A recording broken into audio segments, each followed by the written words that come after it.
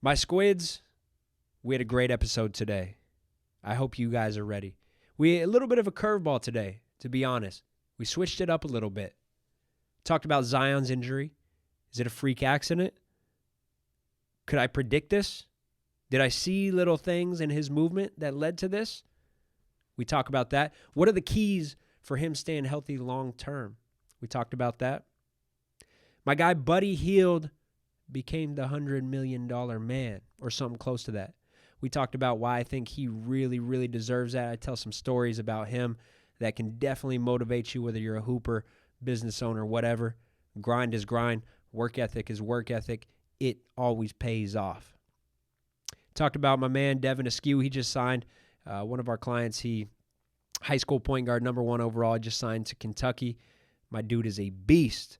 I congratulated him and gave a little forecast on what I think about him. I think you guys need to be on the lookout for my guy. I took a bunch of questions from Instagram and from YouTube.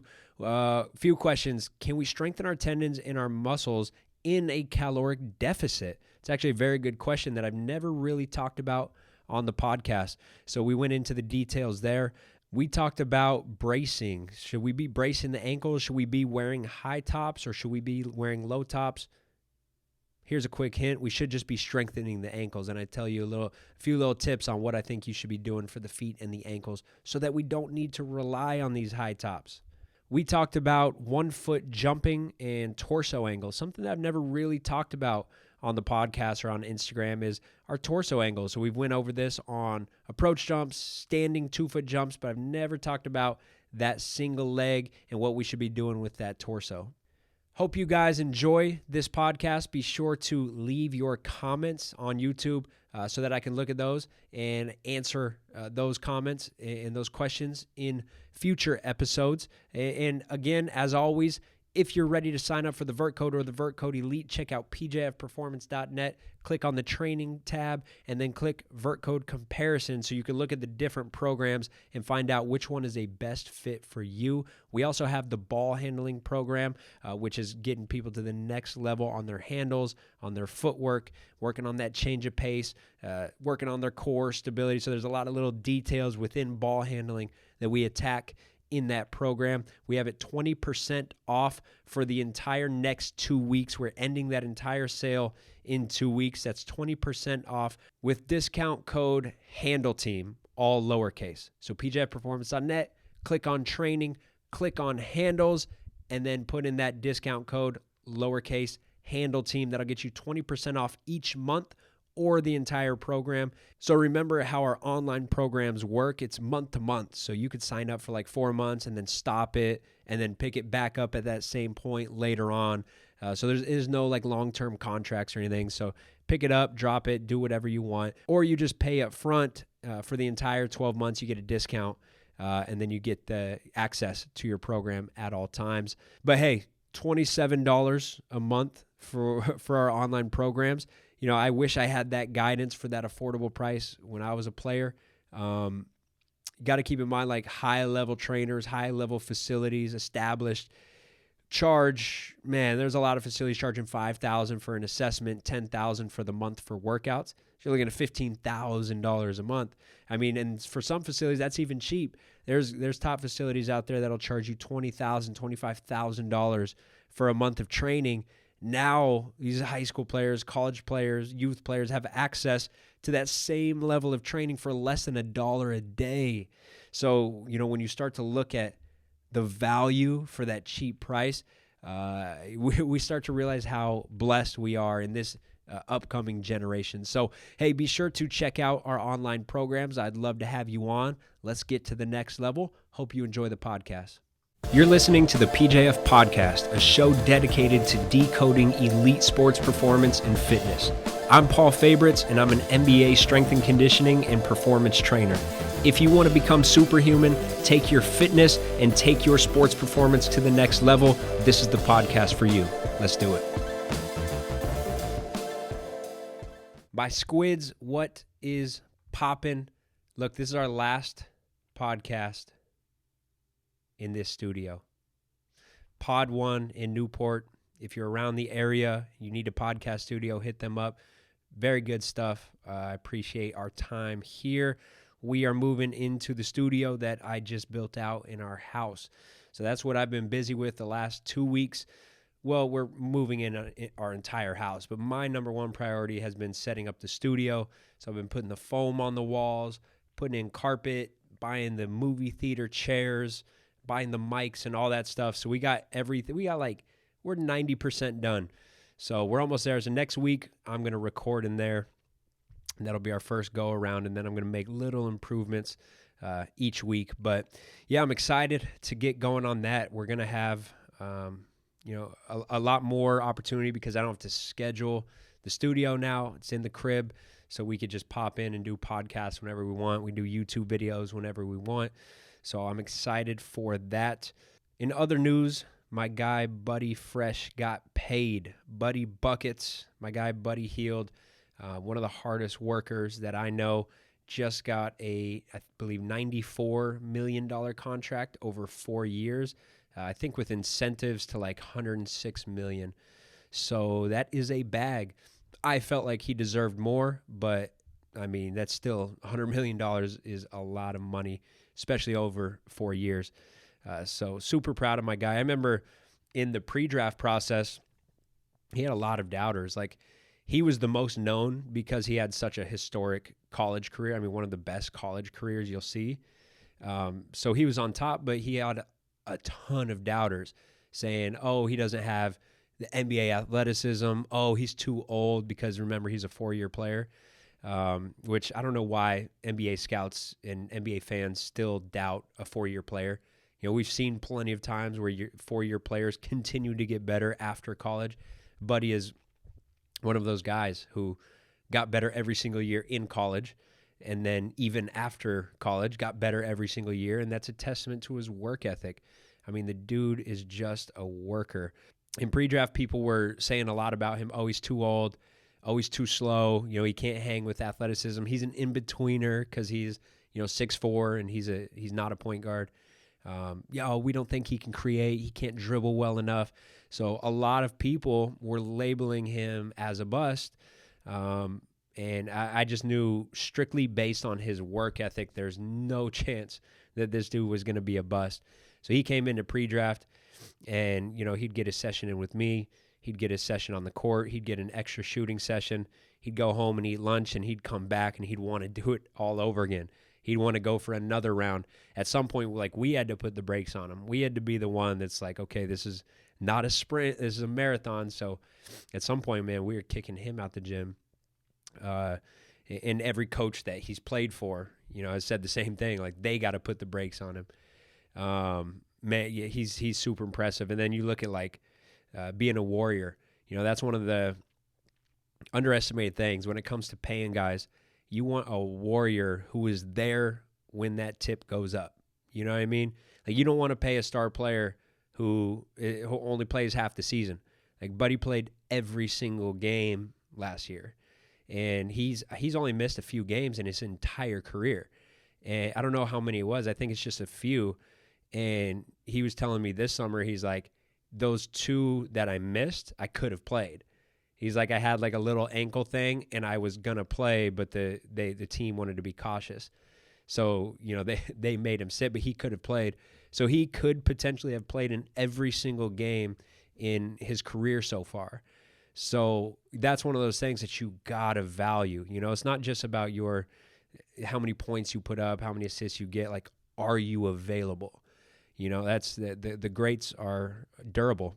That is factored into how much you get paid. But yeah, I mean, my guy is a worker, and he deserves it. He's a humble guy, very, very, very humble dude, very nice guy. So I'm super excited for my man Buddy, and it's only up from here. I think he's going to kill this season. The Kings, I think, are looking a lot better. I'm excited to see what they can do. The West is tough. Like, it's tough to do any type of work in the West with how many good teams there are now, but I think the Kings will be competitive this year. Another big event, my guy Devin Askew signed with Kentucky. My man is raw, so be on the lookout for him. He's the number 1 point guard in currently the junior class. dude is cold. So he's been working with me since probably like his freshman year. So he plays at Mater Dei, and he is a straight worker. When he first started coming, he actually started coming to camps. So I started seeing him at our camps. He would come to the EBC camps, Ball is Life camps, where we did the assessments. And, he was a normal player. Like, he was good. You could tell that he had skill. But his friends that he was with were like the superstars, because he'd be around like, man, I don't know. He had a couple of friends who were like the top dogs in that class. And for him, it's like you could tell that he had a little skill. But the dude just worked and kept going and kept going. I don't even know if he was ranked like his freshman year. I didn't hear anybody talking about him. But like took off that summer.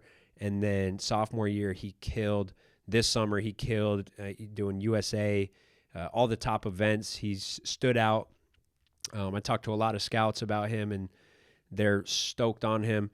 He's got a super unique game. Like, he's a true point guard. He sees the game like a true point guard to come off a pick and roll and just see the right things, kind of like a John Stockton type, but then he's got a good ISO game at the same time.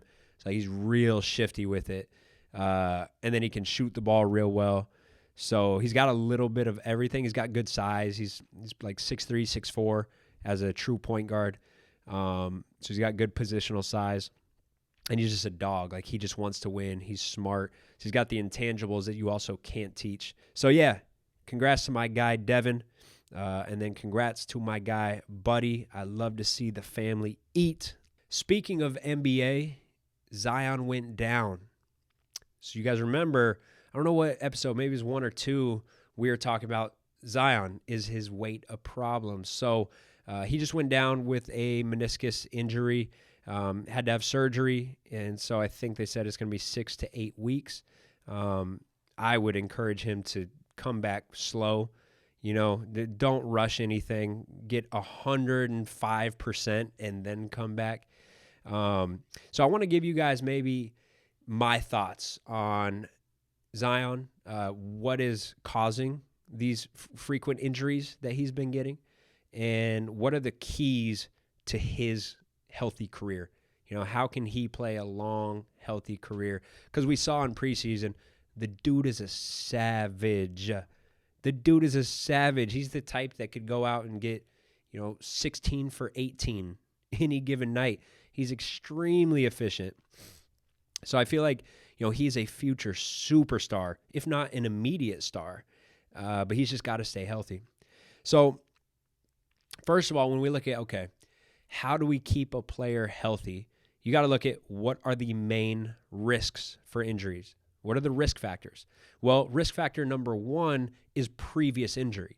And this isn't just for basketball. This is for all sports. Risk factor number 1 is previous injury. And Zion does have a long list of injuries dating back to knee injuries in high school. He had small injuries in college. He had an injury in summer league.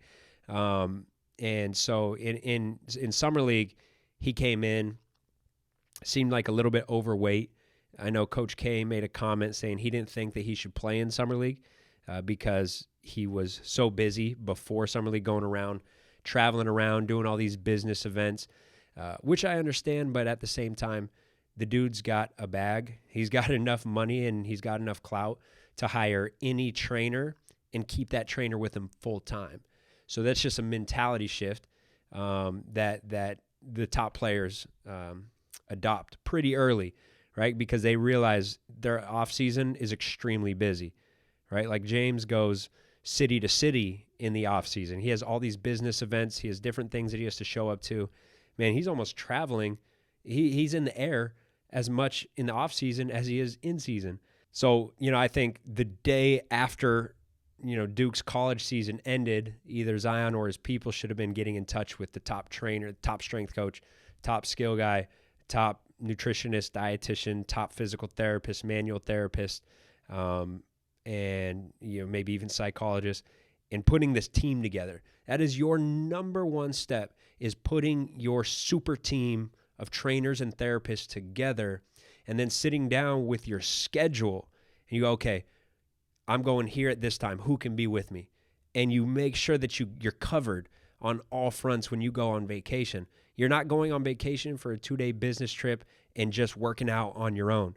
You want to be, especially early in your career, you want to be under the care of the top professionals because you have the money. And so a lot of people are like, well, I don't want to spend money on training. Dude, I mean, you could, if you extend your career and make another contract, it could be another $100-200 million. So, you want to invest in your body first, right? It's like any business, like that CEO, you got to invest in your education first before you invest in anything, because that's what makes your company grow. As a basketball player, you invest in your body first because that's what makes you the money. And then from there, you start investing in other things. But first and foremost, you invest in your body, and you invest in your body by getting the right team of professionals around you. So I feel like that should have happened the day after Duke lost.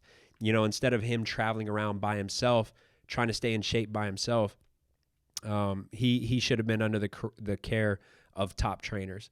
So he did come in a little bit overweight, I think, personally, and he did get that little injury in summer league.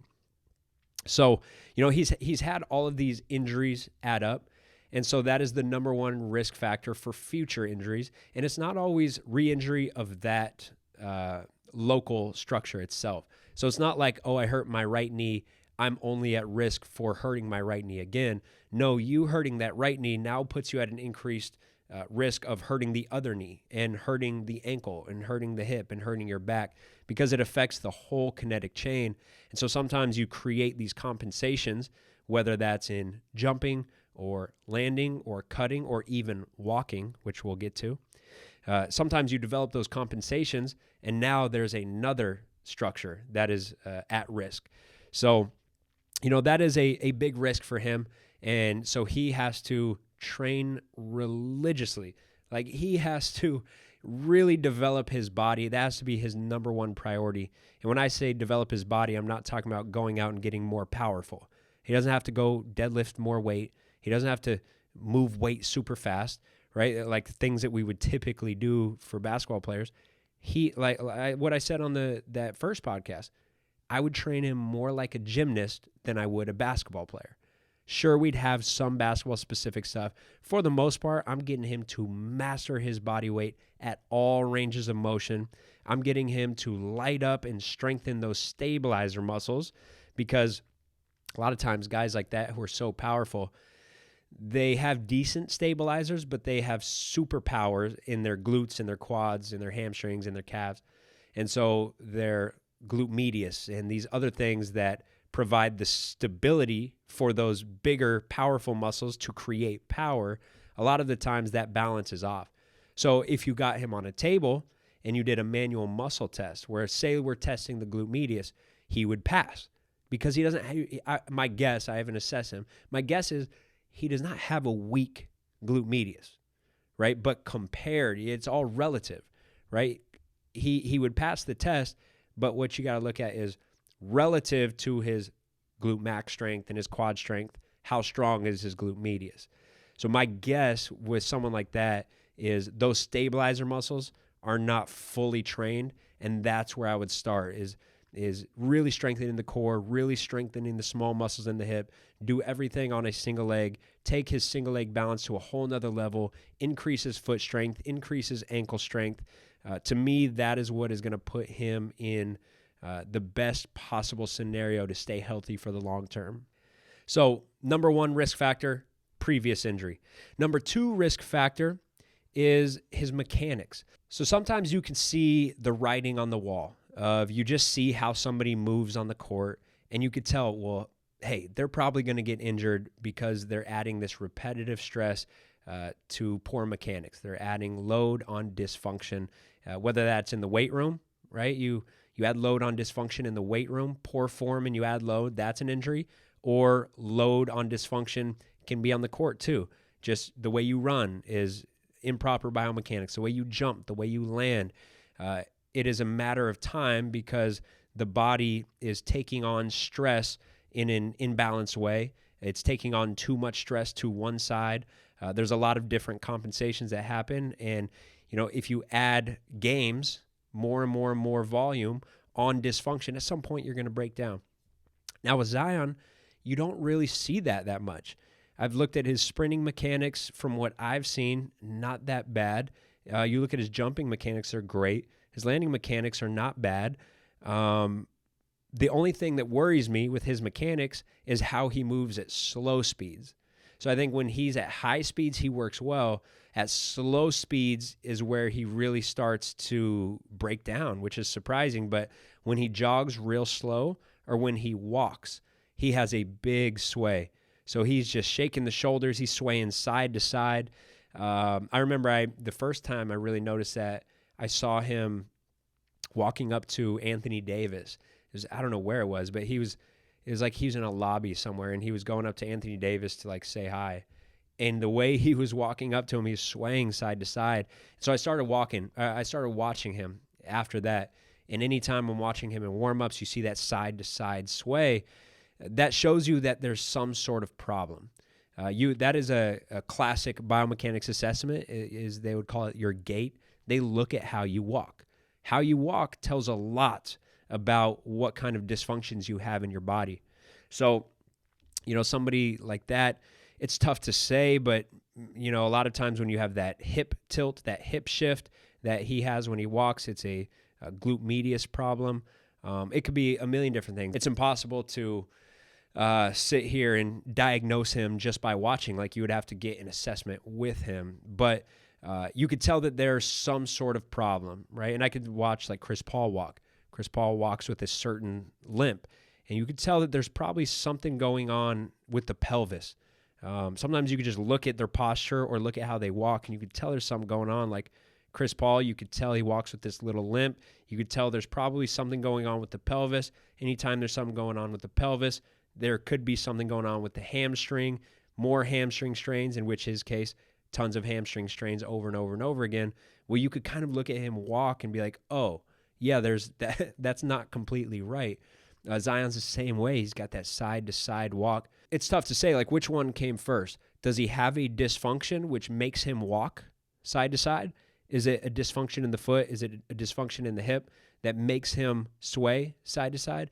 Or is that how he walks? Because he likes to have a little swag in his walk. But because he walked like that and jogged like that over and over and over again, he then created a dysfunction, right? The body adapts to any container that you place it in. So if that's the container that you place it in, every time you walk, every time you jog, you got a side-to-side sway. If that's your container, you adapt to that container and you develop imbalances because of it. So the next risk factor is weight. And this is what we talked about before. So there's a study that looked over 21 seasons in the NBA. They identified, I believe, 129 meniscus injuries. And there was a higher occurrence amongst those players who were above 25 on their BMI. So their body mass index was above 25. So basically, bigger athletes, heavier athletes, got more meniscus injuries. Zion is a 32 BMI, so he is far beyond that 25 marker of where they start to see that big correlation. So, he's way beyond that level. Now, BMI is far from perfect. Body mass index, that's looking at your height and your weight, right? It's not accounting for how much of that weight is muscle versus how much of that weight is fat. That's why we rarely look at BMI. I'm more so looking at body fat percentage, but that'd be hard to identify because not everybody in those 21 NBA seasons has that public data with your body fat. Not everybody does that in the combine. That's not always public. But your BMI, all you need is your height and your weight, so you can figure out the BMI for any player. So this study looked at the BMI. I would be interested in looking at, of those people who are above 25 BMI, how many of them were too high of body fat percentage versus how many of them were actually high BMI because of high muscle mass. So, yes, BMI is not perfect, but it certainly is a risk factor. So obviously, when Zion's on the court with that much weight, the compressive forces in the knee with those hard cuts and the jumps, to be that heavy and that dynamic, that's where the risk comes for the meniscus injury, because you could be big, but you don't move multidimensionally. You don't have rotational patterns, and you kind of just, usually the big guys like that are the very cautious guys who just play hard in the post. They jump to get rebounds. They have a very linear game. They're not the like super dynamic. It's crazy to be that dynamic with your agility at 285 and jumping and landing with that much force that often. And so, yeah, of course, there's going to be excess compressive forces through his knees. And so the meniscus injury, it did not surprise me when I saw it. Now, he has that high BMI. His body fat doesn't seem that high. You can see pictures of him with abs, so I would doubt that he's over 12% body fat by skin fold calipers. DEXA, I'm sure he's higher than that, or maybe possibly higher than that. But by skin fold calipers, I would doubt that he's above 12%. You can see the veins in his shoulders. So the dude is pretty lean. But yeah, he just has a lot of muscle mass. And so what we talked about before on that first podcast when we talked about Zion was, what do we do about it? Because to the best of my knowledge, that is natural weight. I have some people that are close to him that have told me, like, he just grew into that body. Like late in high school, he just developed that. And he didn't like start really crushing hard in the weight room until he got to Duke. And it's not like he got much bigger at Duke. So the dude's body is just natural. Now, the body does not make mistakes when it comes to developing enough muscle mass to support a specific structure. So based on his structure, he's got these wide hips, he's got these wide shoulders. That comes with that level of muscle mass. And so when you naturally build it, it's really hard to take that away, right? If I crushed in the weight room, if I synthetically got to that level, so I crushed in the weight room for years and I built that up, my body may not have needed every ounce of that muscle to support the structure. I went above and beyond. So now it's like, well, to decrease my BMI and to decrease these forces on landing, well, yeah, I should strip down and I should get back down close to my natural body weight. So I would stop lifting and I could, or lift much less and eat much less. And I could start to strip off muscle. I get back down to my natural body weight and I'm fine. But it seems like the amount of muscle mass he has is there for a reason, because it was built naturally. So it's not like you can just stop lifting. If he stopped lifting, probably nothing would happen. He might lose a tiny bit of muscle, but I don't think that he's going to all of a sudden drop below that 25, right, on the BMI. I think he's still going to have a very high BMI either way. You could tell by his joint structure. You could tell by his wide hips and his wide shoulders that he needs that muscle mass. That's just, it fits his body. So to say, let's get you to lose muscle, it's like, how? I mean, yeah, you could go into a big caloric deficit. You go into a caloric deficit and now his muscle is going to slowly start to strip. But with that, what else happens? Tendons. The tendons start to break down. Ligaments. Immune system, right? When you go caloric deficit for a short period of time, you could always bounce right back. You go caloric deficit for a long period of time, that's extremely unhealthy for an athlete because he's got to go out and play. You know how much nutrients he needs to rebuild, to recover at the right rate for the next game. Off season, he's got to be able to recover in between workouts. So to go into this caloric deficit, we're going to cause problems. Now he's going to lose some muscle. Maybe he does get that BMI down, but now he's jumping and he's landing. His ground reaction force is lower. So it's like, yay, we won. We accomplished our goal. But internally, he might be experiencing more forces to the joints because now his muscles are not taking in, they're not absorbing as much of that energy because now his muscles and his tendons are weaker. So your ground reaction force went down, but the forces that are actually seen in the knees might have actually increased. So it's really tough to say, like, where do you go with that? I think you just train him like a gymnast. maybe you do get him in a slight caloric deficit or neutral calories, make sure he's not overeating, and, see what happens to his body, see what his body naturally does. And then the other thing is just the killer mentality, which is a blessing and it's a curse. He's going hard on every play. Every time through the lane, he's trying to dunk on you. And, I think he needs to have the ability to turn it off and turn it on. And the thing is, he's skilled enough to go out and probably average 20 and 10 without using his bounce, because he's that skilled. Like, he could use his strength, drive hard, move people. He's got a lot of like up and unders. He's very skilled around the rim. He's very coordinated. So I feel like he could still be effective while taking it down a notch and only using that bounce when he really needs it. But I think he's got to scale back a little bit.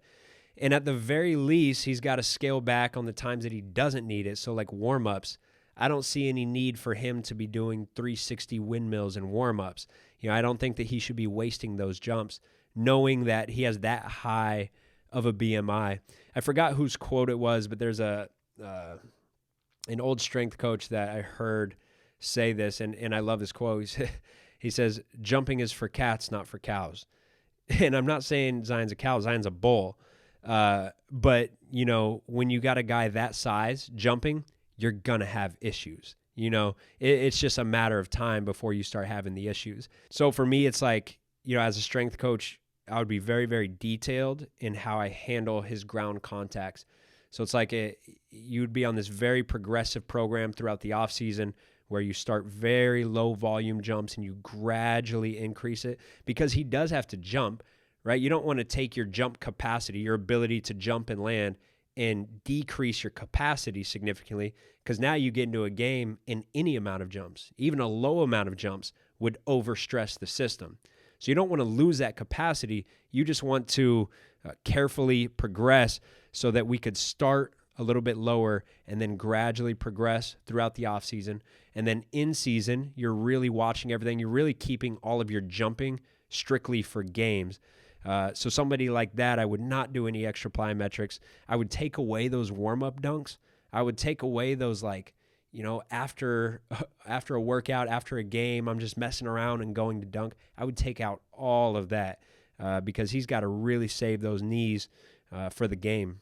That being said, I think, if he's able to hire the right people, if he's able to take care of his nutrition, if he's able to start really training the right way, and I think if he can get on this good program where you're looking at his yearly jump contacts, and we know exactly how many times he's jumping, exactly when to bring that volume up, exactly when to bring that volume down, I think that he could stay healthy. I think it's going to be hard for him. It's an uphill battle, right? When you're working with that size and that level of power, I think it is an uphill battle. So, he's got to just take it very, very, very, very seriously. That training his body's got to be the number one priority. It's got to become a religion for him, taking care of his body. All right, how many times should an athlete do isometrics as a high school player? So that's tough to answer. I mean, depends on what phase you're in. So think early Vertcode, we use more isometrics. I think it's a great way to set a foundation, great way to activate more total muscle fibers, great way to activate more total muscle fibers, produce a high force, but also put yourself at a lower risk for injury. It is a very low risk, high reward type of exercise. Isometrics are very versatile. Isometrics can be very good for your tendons. So it's good as rehab, prehab, and also strengthening. So isometrics, I do more isometrics early on, but we're going to use some form of isometrics year round. Even for the most advanced athlete, we're always going to have some type of isometrics. Something to keep in mind is isometrics have this analgesic effect, which basically means that if you have any type of pain, which a lot of basketball players, they have a very low level of pain in their patellar tendon. So they have jumper's knee, but it's very small. They push through it. They still play.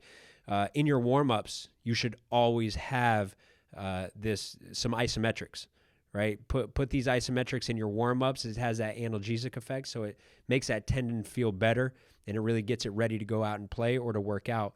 So it's not a bad idea to like use a good isometric set, say before you're going into like a squat or before you're doing an exercise. Let's say we have a single leg squat. Instead of going straight into that squat, we could do a isometric hold first in that lunge position or in that split squat position. And, you know, first of all, you warm up the muscles, you get everything fired up, but we also get that analgesic effect in the tendons. So if you do have any type of like low level pain in the tendons, we're not going to get that. And then that provides us a good window of opportunity for training, because then we can go in and really train until our quads and our glutes are burning, and our quads and our glutes are getting the work, and our tendon is not the limiting factor. Because sometimes you're going through that exercise and the tendon starts to hurt or your knees start to hurt. Well, every now and then, and not always, but every now and then you add in that isometric first, and then it starts feeling better, and then we go into the exercise. So I think there's a lot of value in maybe for your main exercise for the day, whether it's like a squat, a deadlift, a single leg squat, go ahead and throw in 1 or 2 sets of isometrics. Get the muscles revved up, get the nervous system revved up if you're doing like an overcoming isometric. Get that analgesic effect where we can kind of let the tendons feel a little bit better, and then get into our normal exercise. What makes the Jones brothers so different?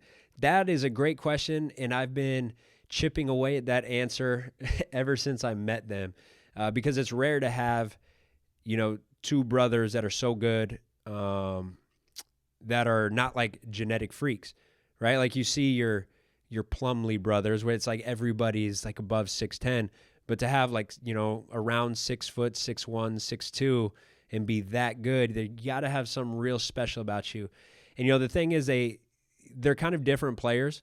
They have similarities, but they are different players. They both have their strengths. What they both have in common is they have the intangibles that you cannot teach. So both of them, the way they see the floor, their leadership qualities, how smart they are, their clutch factor. Both of them are super clutch. Both of them are dogs. They're not mentally weak. So all these intangibles that you can't really teach, they both have. And I think that just comes to their upbringing. They got a great family. Their mom coached them from a young age. And so they got that the right influences. So their mom, I think, has a huge thing to do with that. Their older brother, JD, has a lot to do with that. So he's been training them forever. He's the oldest, and he was a good basketball player himself, but he's very, very knowledgeable. He's a trainer in the Minnesota area. So he's like the first. Tyus came for pre-draft, and JD was the first person I've ever known who came up to me and started asking me about impulse. He started asking me about ground reaction forces.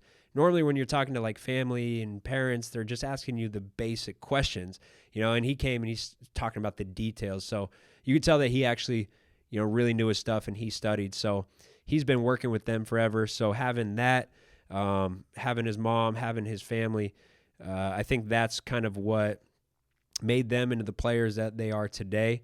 And they're just workers, man. They work, they want to get better. They understand what it's all about. And, you know, both of them, I will say, they see the game at a different speed. They see things at a whole different speed. You know, Tyus sees things a step ahead. You could tell defensively the things that he sees, the steals that he gets, offensively, the passes that he makes. I mean, he sees the game at a whole different speed, and that comes down to experience. That comes down to playing up. He always played a year or two up, so he was always the young guy on the team. So I think that has a lot to do with it, and it's kind of just the total amount of basketball that you play. That's how you see the game at a different speed, and you start to see the game a step ahead. Those are two that you guys should be studying. You know what I mean? Like, they do things that you can really, really learn from. You watch Tre playing a game, how hard he plays. I mean, he's picking up full court. Coach K doesn't even take him out. Everybody else gets rest. Tre doesn't get rest. He's picking up full court almost all game. So you can learn from him. Like Tre, we did we did a sand dune workout, and I told him, I was like, because to go to the top is really, really tough until you've been training and you've done it a few times. And so I told him, like, I've never had an athlete, no NBA player has ran from the bottom to the top straight without stopping on their first try. Everybody gets halfway up and they either stop or they have to start walking. And Tre gave me a look. He's like, all right, bet. Nobody's done it? All right, cool. That's all he had to hear. And boom, took off straight to the top. Ran the entire time, didn't even slow down. He got to the top and basically just throwing up, like about to pass out. It was, I don't know if he's ever felt fatigue at that level, but he did it. You know, he's that type who's like, if you say you can't, then he's going to do it. So, yeah, Tre is a dog. And Tyus has a whole different mentality, but he's also super mentally tough. So it's funny. They have kind of different personalities. They both have their different strengths and weaknesses, but they're both really, really good mentally. And I think that's what allows them to compete with these bigger, these bigger, taller, naturally more athletic athletes. How can I lose fat and build a decent amount of muscle during Vertcode training? So the program has everything you need. So it's going to take care of all of your lower body and core training. Through that, it's a lot of lower body and core. And so you're going to burn a lot of calories. If you do the entire Vertcode program, you're burning a lot of calories. So then for you, it really comes down to nutrition. So, you know, again, if you click into resources, remember, we always click into group and then you click into resources and we have that entire nutrition guide. You know, if you follow that nutrition guide to a T, man, can you get some great results, not only in your explosiveness, but in your body. You really start to see some big transformations in athletes' physique after a month or 2 months of really locking in on that diet. So look, when it comes to building muscle and losing fat, the nutrition, that's going to be number one. Workouts is the next tier down. The exercise is not as important as the nutrition. So it actually probably goes nutrition and then sleep and then exercise. So lock in on the kitchen, lock in on that diet plan, and then continue with the Vertcode. Obviously, you're going to want to continue with that upper body guide since you're trying to build muscle. Are you able to increase tendon strength and strength in general while in a caloric deficit? So that's a really good question.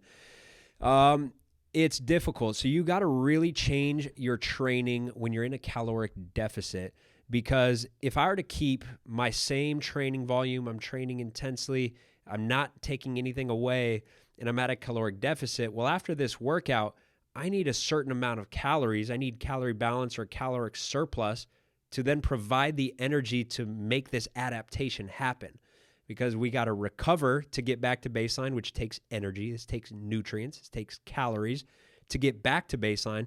But we also need enough energy, calories, nutrients. We need enough to get that super compensation. So we need to get above that baseline, right?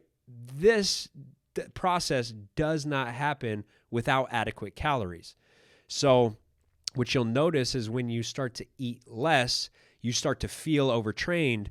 You know, you keep doing the same amount of work and all of a sudden you feel overtrained. You're starting to come in the gym and you're like, man, my knees kind of ache.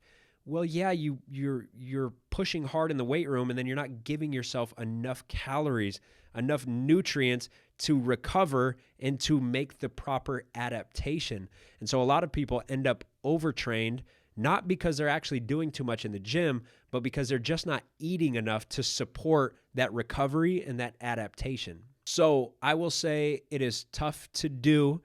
It is doable because remember, especially like strength in general, because a lot of strength, we've talked about this before, a lot of strength is not just a muscle and a tendon adaptation. A lot of it is a nervous system, right? Especially early on in a program, you're getting nervous system gains. So you could still make improvements in a slight caloric deficit from a nervous system standpoint. The other thing that improves strength, if we're talking about weight room numbers, is the skill of the exercise itself, right? So if I get you in a squat rack and I teach you good squatting form, if you're a beginner, before you didn't know how to squat at all, and now all of a sudden you have perfect squat form, man, I could probably double or triple or quadruple your squat strength in a matter of a couple weeks. But it wasn't because you made some sort of crazy muscle and tendon adaptation, right? You made a improvement at the neural level, and you learned how to fire the right muscles at the right time for that exercise. You learned how to control every inch on the way down. And so that skill is the biggest component to improving weight room numbers, which is also why I say that weight room numbers, squat amount of weight on the bar, doesn't actually translate to sprinting and jumping, because you're making neural improvements and skill improvements, technique improvements that are specific to that exercise.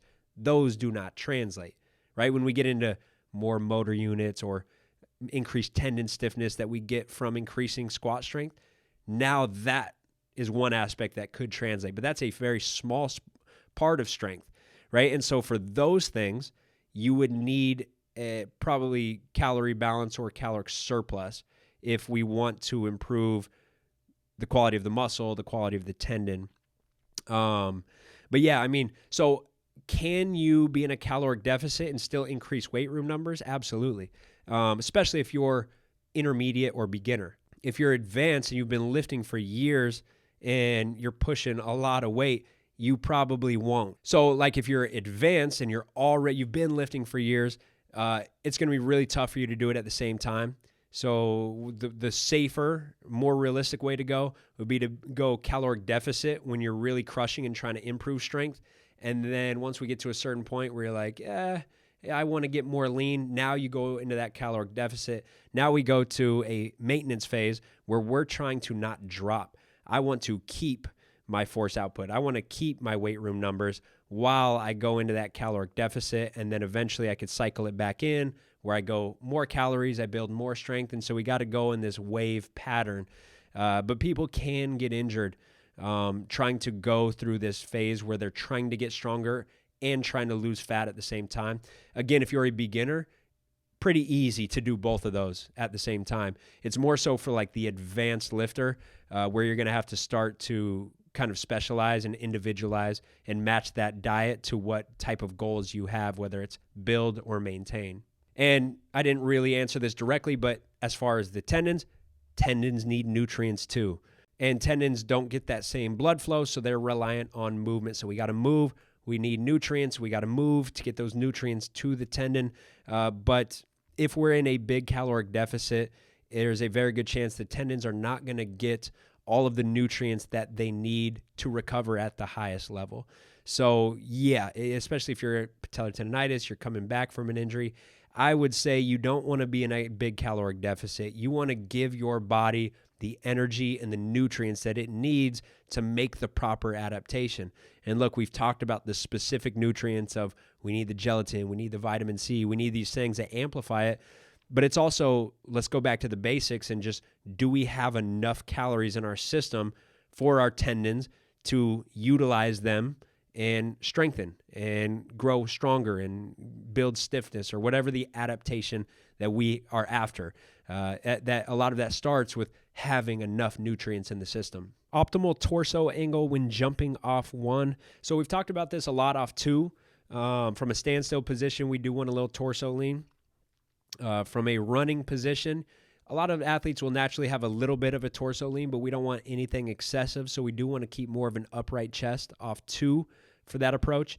But for one leg, we don't have much room for a collapse. We don't have time to recover that torso position because a 1 foot jump is so quick. So that is the quickest form of jumping as far as ground contact time. We're very quick off the ground. We're very minimal knee angles. So we don't have the time to collapse. If you're collapsing that torso forward, you're probably losing a lot of energy. You're really leaking that energy. So we pretty much want to keep a completely upright torso. Now, you will have some torso rotation. So like if I'm jumping off my left, especially if I'm jumping with the ball, I'm going to have a little swing. So I'm going to swing that ball to the outside of my left hip. And with that is going to come a little bit of a shoulder dip and this little shoulder rotation. And then we're using more rotational power in that 1 foot jump. But that movement is rotation. It is not a forward flexion like collapsing the torso. So yeah, you want to keep a very upright position on that 1 foot takeoff. Thoughts on yoga. So I did yoga. I've done a lot of yoga. Still do some of it. I'll do some hot yoga every now and then. I do it mostly for the mental benefits. My senior year of high school, I did a yoga class. It was like one of my classes. And so my thought was, I'm going to do this every single day, and I'm going to get crazy flexible, and I'm going to get crazy bouncy. All right, guess what happened? I got crazy flexible, and I didn't get crazy bouncy. Nothing happened to my vertical. My strength was at an all-time high. My flexibility was at an all-time high, and my vertical didn't go anywhere. I still couldn't dunk throughout high school. Remember, I never got any type of in-game dunk. Like, I could be the guy in warm-ups who, like, lobs it over the rim and then snaps the rim. But that was my bounce. That was it. And, everybody's telling me, that's it. You're genetically capped. Because remember, it's not like I was not a hard worker. Like, I'd been working on my vertical from, like, age 12 consistently through my senior year of high school, and I still couldn't dunk. I still didn't have great speed. So, people are like, man, you're capped out. And after, when I was in college, that's when I actually learned how to train, took it serious for an entire year. That's when the vert took off. That's when it was windmills, 360s.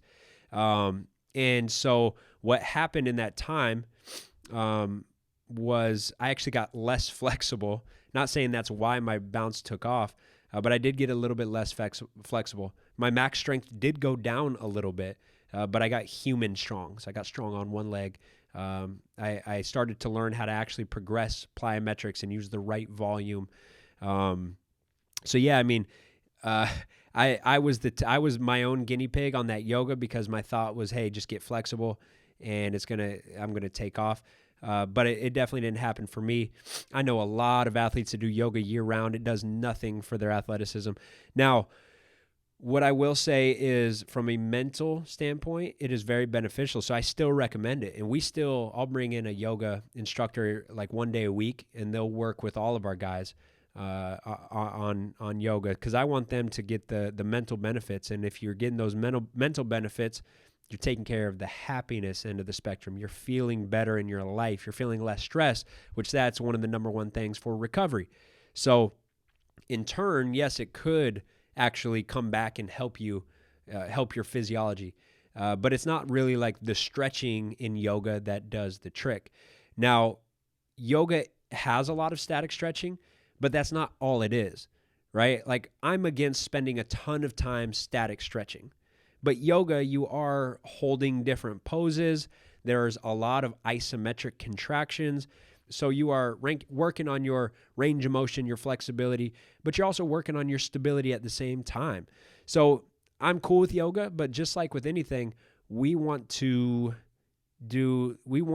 minimum effective dose. So we've talked about this before, you look at all these different practices, Pilates, yoga, kickboxing, whatever, soccer, whatever these different practices are, we want to pull from them. We don't want to become experts in them. We just want to pull some. And so how can I do the least amount of this and get the most results? And then we do that for multiple different practices. But like, you don't want to go, hey, I'm just going to do yoga all the time. I'm going to do it 4 days a week and I'm going to become a master because you might overdevelop flexibility. If you say, hey, I'm going to go become a power lifter, you might actually load too much. You might break down the body because you're trying to become a master power lifter, not a master basketball player. If you want to be a master basketball player or whatever you want to be, you got to keep the goal as the main goal. All these other things, we're just pulling little principles from them, and we need that minimum effective dose. So basically all that means is I think you could do yoga, but I think you should do it like a day a week. Unless flexibility and mobility is like really a limiting factor, then maybe you should do it more. But for most athletes, I'd say do it 1 day a week, get those mental benefits, feel better. I like to go to hot yoga personally. Be careful with that because a lot of you guys who are working really hard and sweating a lot, you go to hot yoga and you sweat even more and then you're even more dehydrated. So make sure that you're hydrating if you do hot yoga. What do you use to test readiness for a training session? So we use the force plates as frequently as possible. So we'll just do a hands on hips jump, and then I can look at a bunch of different variables, and we can figure out if the athlete is ready to train. For most of you guys, like in the Vertcode, I just give you the advice to test your vertical. So, get through your full warm-up. Now, make sure that warm-up is the same every day, because if you have a great warm-up one day and you test your vertical and you're a 30, and then the next day, Wednesday comes around and you do a little 5-minute warm-up and you don't actually get your tissues warm enough, you go test your vertical, now you're at a 28, you're like, oh man, I'm overtrained, I'm not ready. Well, no, you just didn't prepare yourself the same way. You were underprepared, you weren't warm enough, and so that messed up your whole data. So you need the same warm-up every day if you're gonna test readiness. So man, go in and just test your vertical and just chart it over time. So like, if you see a big decrease, right, and that decrease changes for everybody, but for me, my vertical is pretty consistent day to day. If I see like a 10 or a 15% drop off in my vertical, I know I'm not ready for that next session.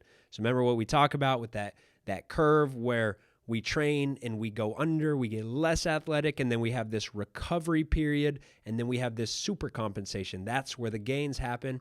And then if left untrained, we go back down, and it's called the detraining effect. So that's basically that curve that we're working with. But yes, if Monday I train and I dip under and I'm coming back up, up, up, and then I train again too soon, I'm right back under and I never got that gain.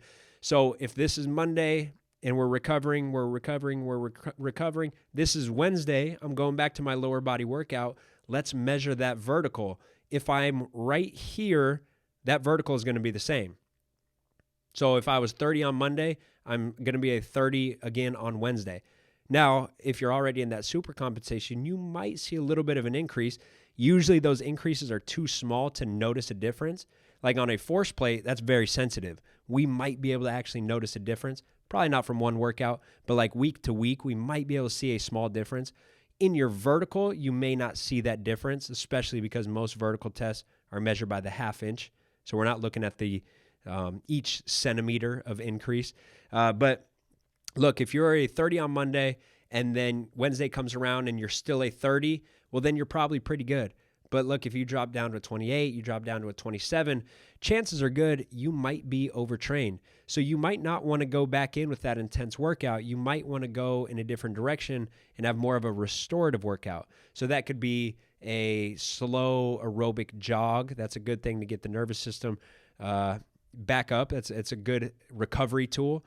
You could go through some light bodybuilder work where you just go in a circuit and hit a couple sets and get a pump, especially like the muscles that you trained before that led to that decrease. So like Monday, if you're still a little sore in your quads, go do some work with the quads and just do some higher reps, low sets, low weight, nothing that really stresses you out but gets you a little bit of a pump, because then we get that blood going and we get nutrients in that muscle. So yeah, I mean, if your vertical dropped workout to workout, don't go back in and crush a workout.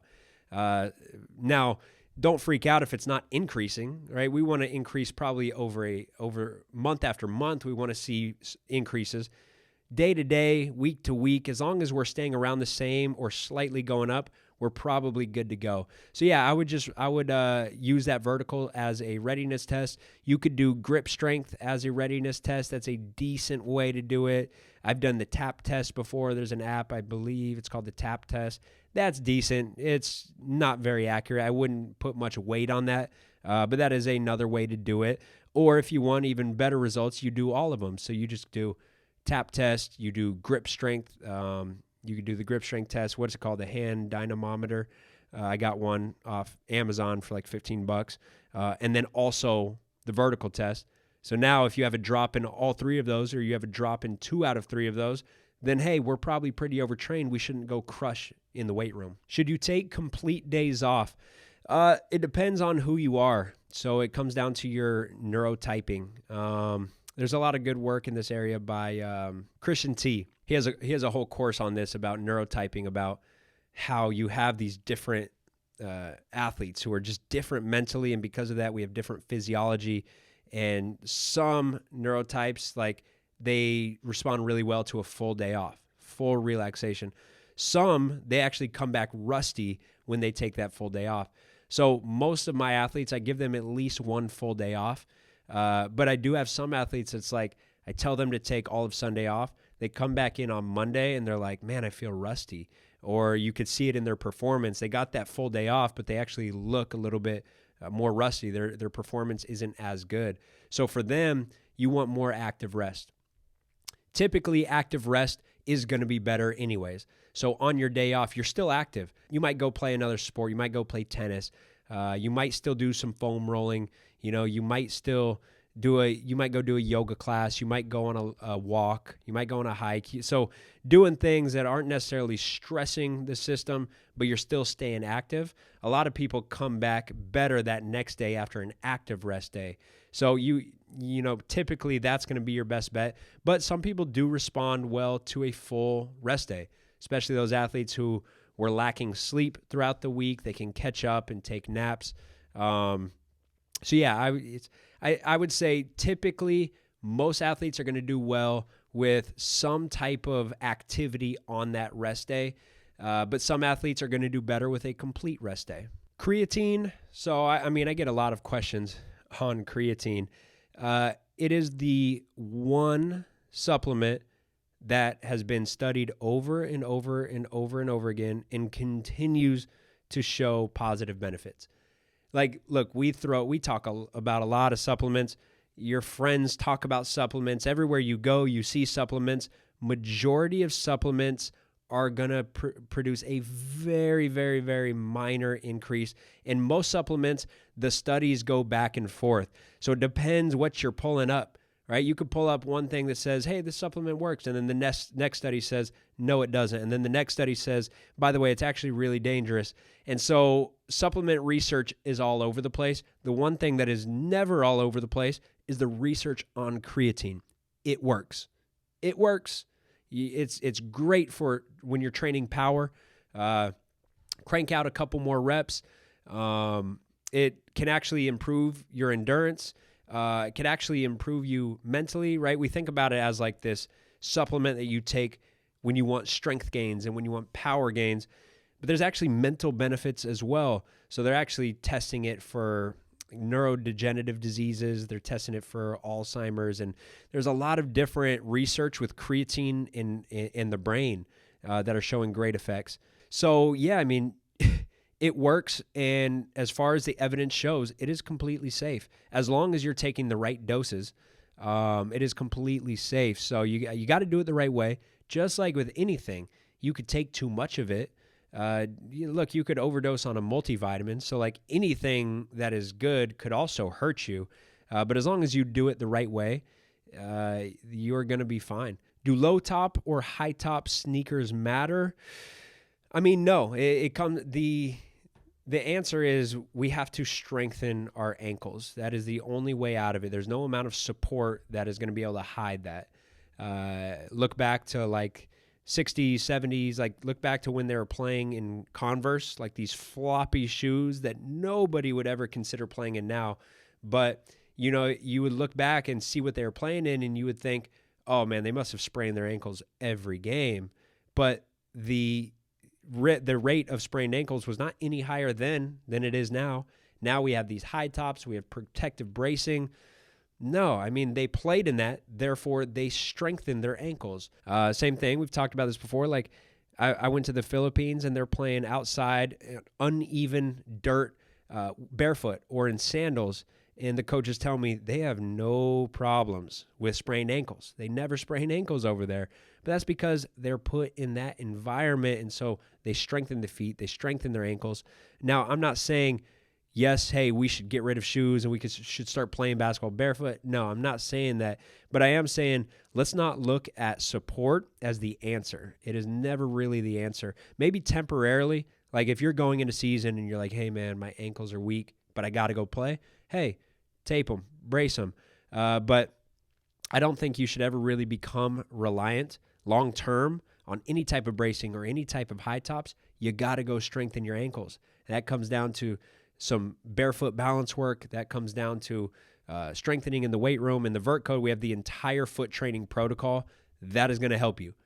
That is what is going to help prevent or reduce the risk of foot and ankle injuries. No amount of bracing will. And with bracing, with high tops, with ankle braces, with taping, we're also changing the function of that joint. So we're taking this joint that should be mobile and we should be able to bend in all directions, and now it is more stable. Well, if you make one joint more stable, where does the mobility come from? If it can't come from this joint, it's going to come from this joint.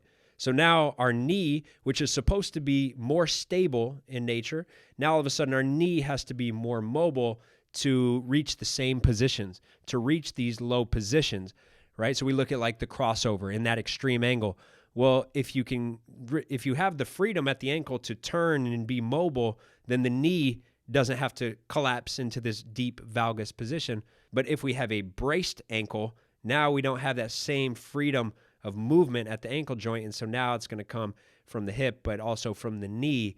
And so anytime that you make a joint more or less stable, it's going to affect the mobility and the stability at the joint above or below that joint. There's no such thing as free lunch. You cannot just brace a joint and expect the kinetic chain to not be affected.